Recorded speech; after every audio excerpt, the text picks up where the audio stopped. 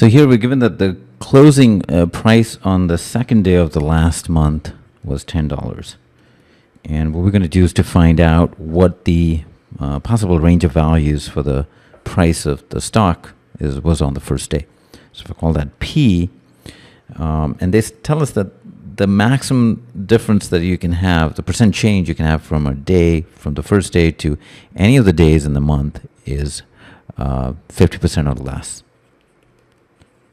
50% or less. So if I call this P, if the price increased from P to 10, in this case, the change would be 10 minus P over the original times 100, and that has to be less than 50. So this is the case of an increase.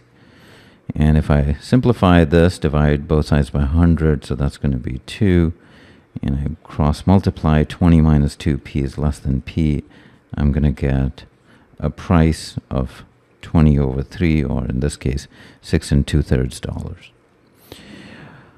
So as long as that's 6 2/3 or higher, of course, it has to be less than 10. So any value between 6 2/3 and 10, that would be an increase of 50% or less. The other would be that it's a decrease. So in this case, it's P minus 10. It just gives me two different values. Again, the original is P, and again, it has to be less than 50.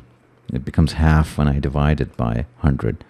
So in this case, it's 2P minus 20, and I get P is less than 20. So again, so the possible values are greater than 6 2/3, less than 20. So that's for the first day. My values in dollar terms could be between 6 2/3 and 20. I need to know what are my possibilities for the last day of the month.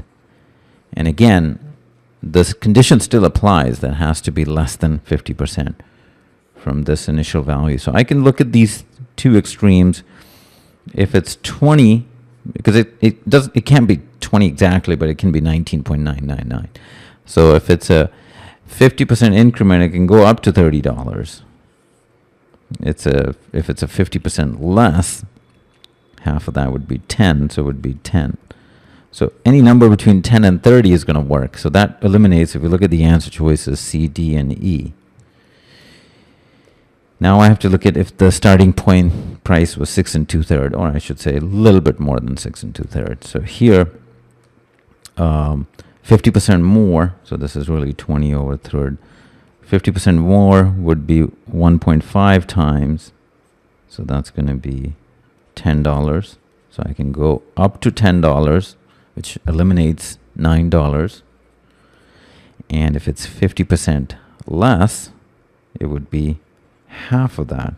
50% less would mean half of that, which is 10 over 3, or I can go down to $3.33.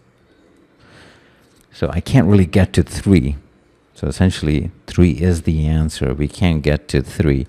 I mean, you can also play with the answer choices. That's also an option.